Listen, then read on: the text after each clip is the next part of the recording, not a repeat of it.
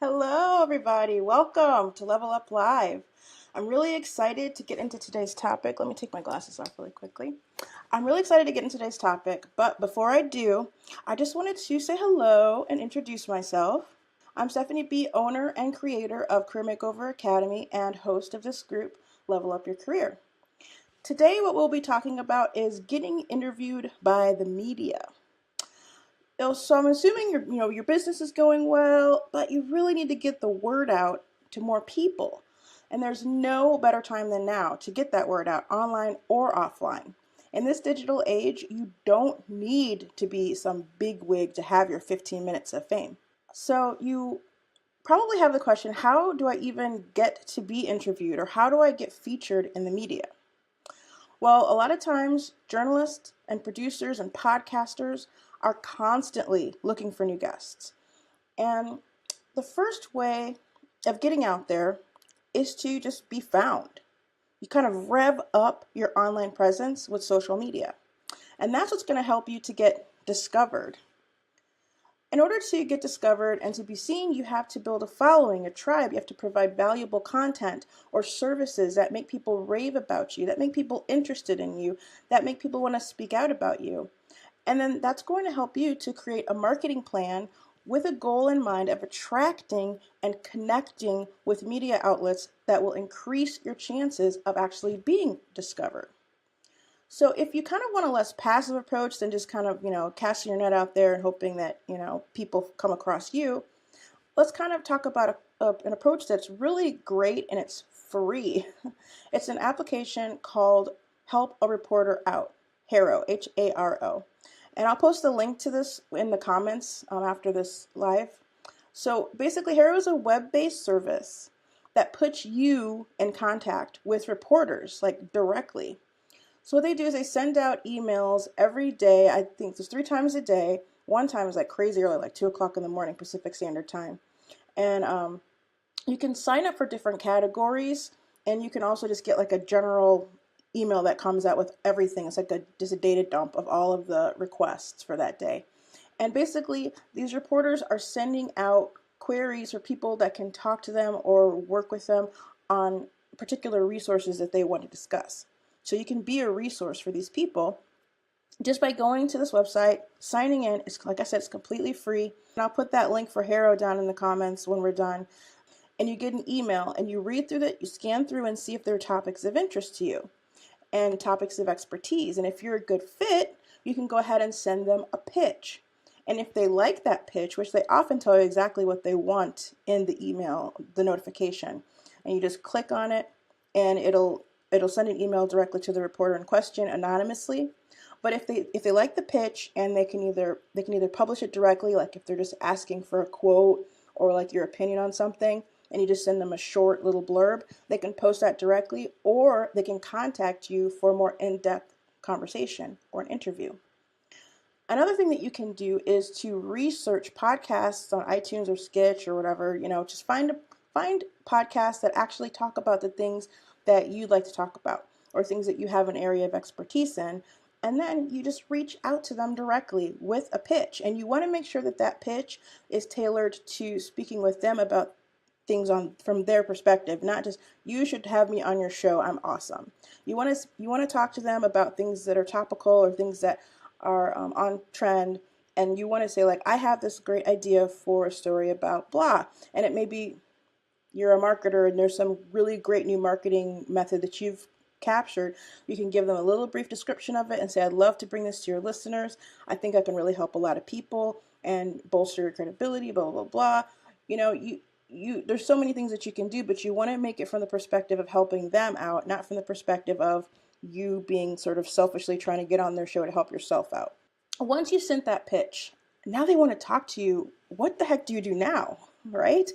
So the very first thing you're going to do, very first thing, is find out everything you can about the journalist in question. You want to check out their past stories that they've written or articles. You want to go on LinkedIn. You want to do Google search of their name. You want to find out any background information that you can. I mean, I wouldn't even hesitate to reach out to them with a call or an email if necessary to ask them any questions that you have. But the whole basis of this is to just find out a little bit about them and what they're into. So like if you see that they're only writing economics related articles and they're asking you as a creative what your favorite 5 applications are, you might be kind of confused about what the deal is with it. So you probably want to ask them some questions because it doesn't mesh with other articles or topics that they've previously written about.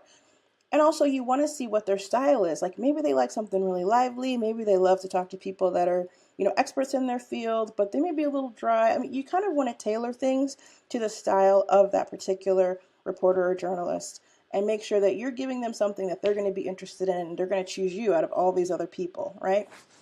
To be their feature. And number 2, you want to find out the angle or the intent of the story. What point are they trying to make or prove or get across to their audience? So you want to make sure it's going to be like appropriate to discuss your products and services, because in some cases they don't want to know about your products and services. It's completely inappropriate for the context of their article and they're not going to allow it. So if you actually go into that situation, you may have one set of expectations and they have another and things clash, and then you basically wasted their time and they've wasted your time. You sort of just want to make sure that you're both going to have a mutually beneficial outcome. Another thing you want to do is make sure that they are not trying to cast your industry or your company in a negative light. I don't know if it's called a slam piece, but you really don't want to be involved in something unwittingly where you're sort of like a deer in the headlights and they're asking you all these questions about, well, why do you do this? This is a horrible idea. Like, you go in there thinking they're going to talk about, your employee growth and for the last quarter, or your increased revenue, and they want to talk to you about, some subsidiary of your company doing fracking, and they actually hate fracking, and that's the whole point they're trying to make about how you're an evil corporation no matter what other good you do. You don't want to be involved in that because that's going to turn into a PR nightmare. And if you're a small business owner, you don't have the financial resources to dig yourself out of that hole in most cases, and you're back starting at square one, and that is not a fun place to be. Another thing that you want to do, this is item number 3, if possible, you want to ask for a list of topics or questions beforehand. Sometimes professionals will not give you their notes, or they won't submit questions that they plan on bringing to you or asking you during the things, they don't necessarily do these things for approval. So sometimes, if you're the president, you get to review all the questions before you go in for the interview to make sure they're appropriate questions that you can answer. But as, normal, everyday, average person, you don't necessarily have that right. So don't assume they're going to tell you all the questions, or they're going to give you the notes that they're basing this interview off of for your approval. So you really want to make sure that you are truthfully and ethically and to the best of your abilities just presenting yourself and representing your company. And that also means that you want to make sure that you are well prepared before the interview. So when I'm saying well prepared, I mean, if you have questions or comments, I'll talk about this a little bit later, but if you have questions or comments, just make sure that you have all those things addressed. If you have some typical questions that might be answered, I kind of went through those. Like I said, I'll be talking about that in a couple seconds. Well, let's kind of move on to number 4, which is last but not least.